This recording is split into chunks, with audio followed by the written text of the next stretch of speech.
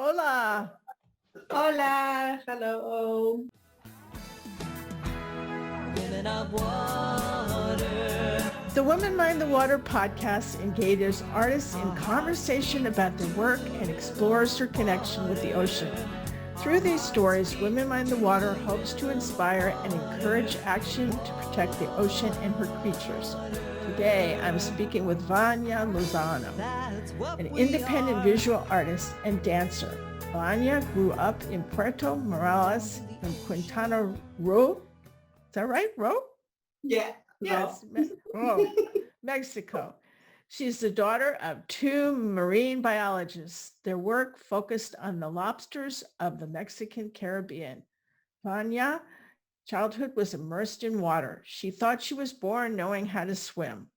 Water is reflected throughout her art and her dance. Vania says that movement gives meaning to her life and extends even to her breathing.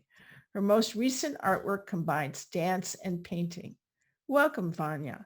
I am pleased you could join me and help me with my Spanish. You've told me that you began dancing at the age of 6 and that you studied many styles of dance as well as dancing with several dance companies. You've also said that at the age of 19, you went to Mexico City to study visual arts so you could have a career in art. Which came first, the artist or the dancer? Well, this is a tricky question. First of all, thank you, Pam, for inviting me. Thank you for this beautiful space, virtual space that we are here together. And the right question, I think it would be both, because I think art and movement has always been one for me, and I'm one with them. Okay. So when did the dancer and the visual artist merge into one that mixes dance and art?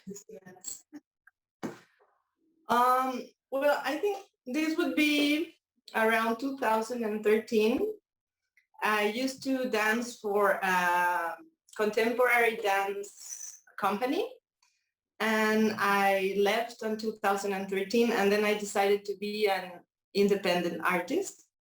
And as an independent artist, because I really like both disciplines, painting and dancing, I try to merge them, to put them together. And so I try to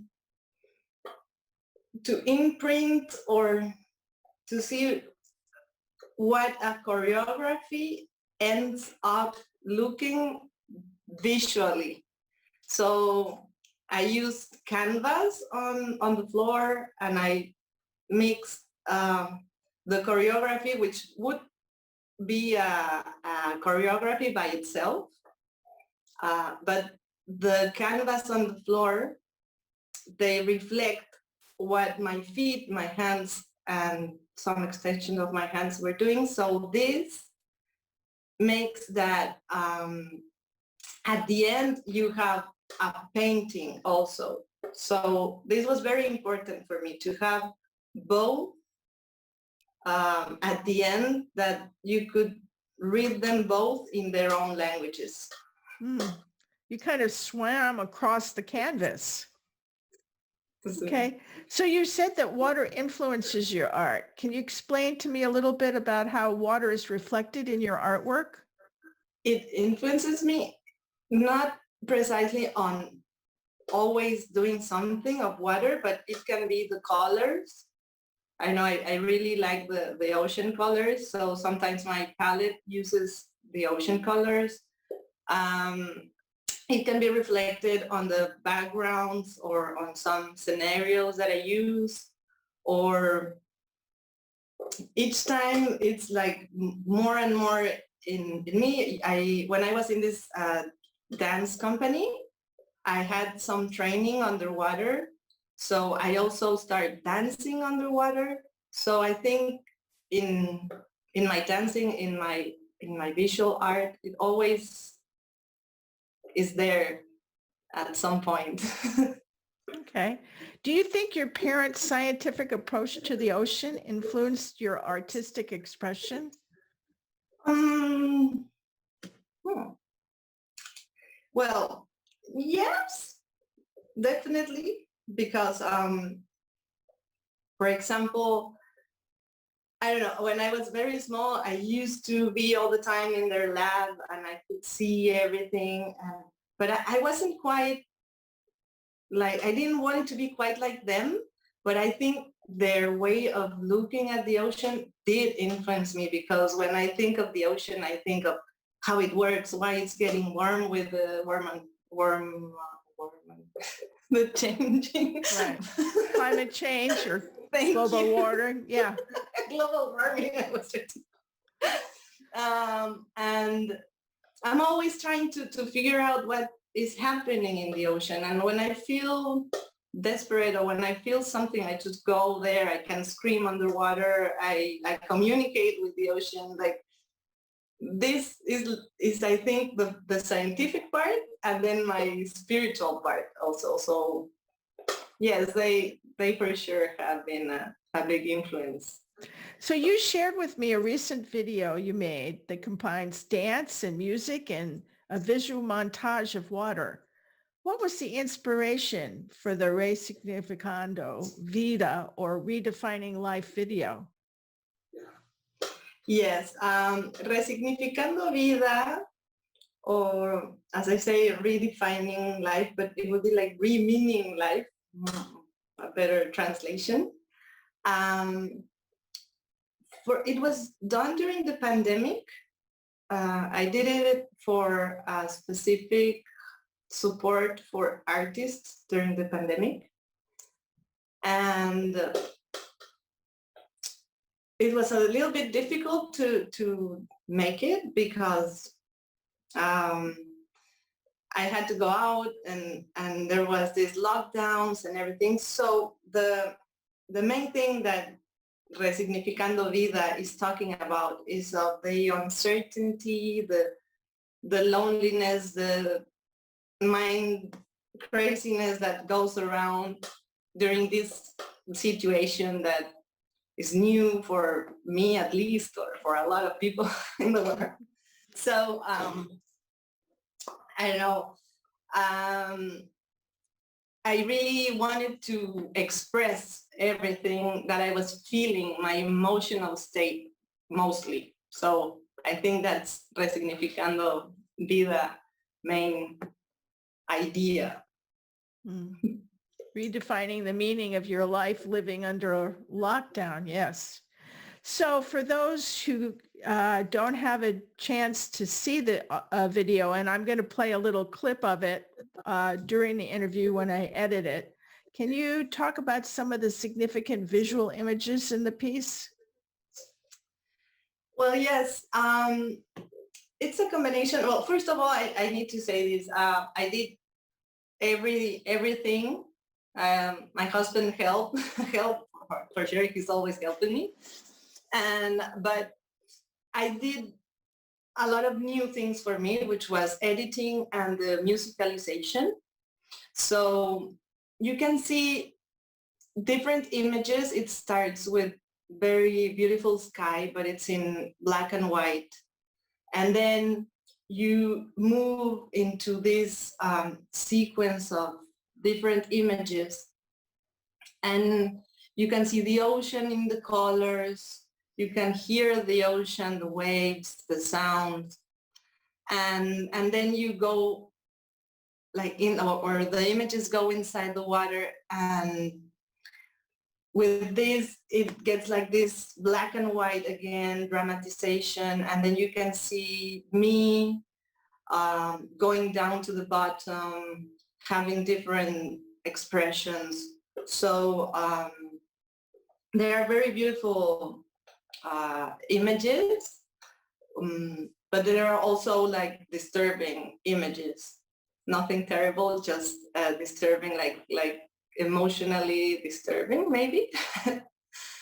And so there's this moment which took place by itself, which I think is the most beautiful part where I was dancing with my shadow, and suddenly this butterfly came and touched my finger for a tiny second.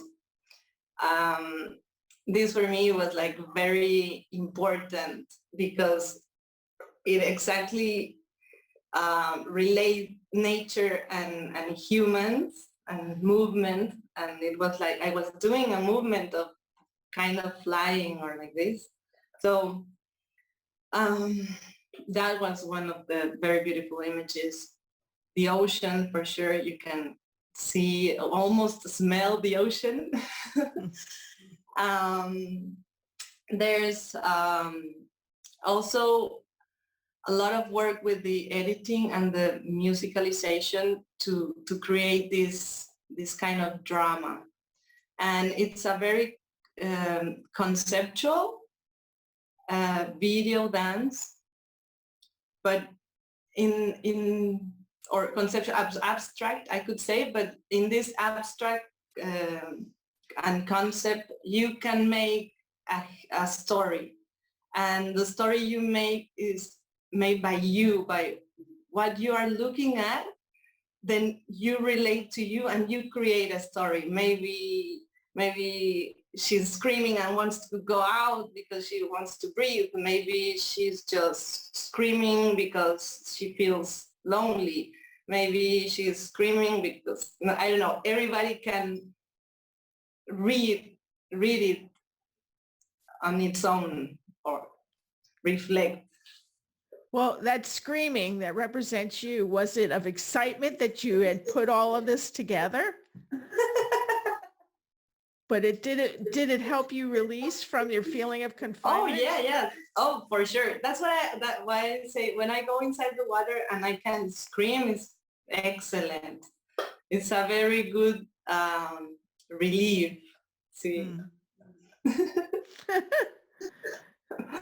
So have your personal feelings about the ocean been altered by your art? Well, this is another tricky question because I think it's more the other way around. The ocean has altered my art more than my art has altered how I feel about the ocean. So I know, I think it's always inspiring me or giving me tools and different things to create. So how is your art an expression of your view of the world? Art has always been there. So I like to see art in everything. When I serve food, even if I'm alone and I'm going to eat alone, I like to put it in certain ways. And then I say, oh, it looks really beautiful. And when I go outside, I'm always looking everything through art eyes or through art's view. I don't know how to say it. So everything that I create is an expression of me, of how I see the world, and of how I interact with it, maybe. Do you think your art engages people in caring about the ocean? Yes, definitely. I've had made some performances. Once I dressed up like garbage completely. You couldn't recognize me. You just see like a big garbage going through the beach, telling the people, please don't throw garbage. I did that like 10, 12 years ago, maybe. Another time I dressed up as a dolphin with a friend. She was the trainer and I was the dolphin. And we did this performance also on the street because we were against a dolphinarium that was going to open at the time in Puerto Morelos. So we needed to express ourselves and say like, no, please. And what best way than to make a performance and show people what the dolphins suffer. So that was a very comic and nice work because we made it comic or funny, I don't know how to say it, but it was really good because it impacted more. because people laugh, but they are looking at the real situation and then they can say like, oh, this is happening, you know? So what's next? Do you have a piece in mind? You're going to continue doing videos? Yes, actually, right now I'm working on another video dance.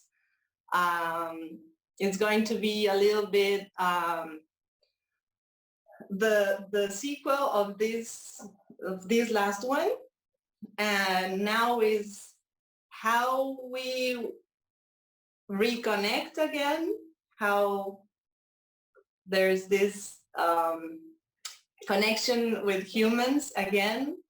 And I'm working with two other friends, two girls more, and a lot of it's going to take place in underwater, on top of water. So yes, I'm going to make another video. Well, I hope that you post it on YouTube and Instagram, because I really enjoyed watching the last one. And I'm really happy that you had time to talk to me. And I'm going to read the closing remarks. And if you'll stay around, I'd love to talk to you just a little bit more. Perfect. Thank you so much, Vania. Thank you so much, Pam, too. I'd like to remind our listeners that I have been speaking with Vania Lozano for the Women Mind the Water podcast series. The series can be viewed on womenmindthewater.com.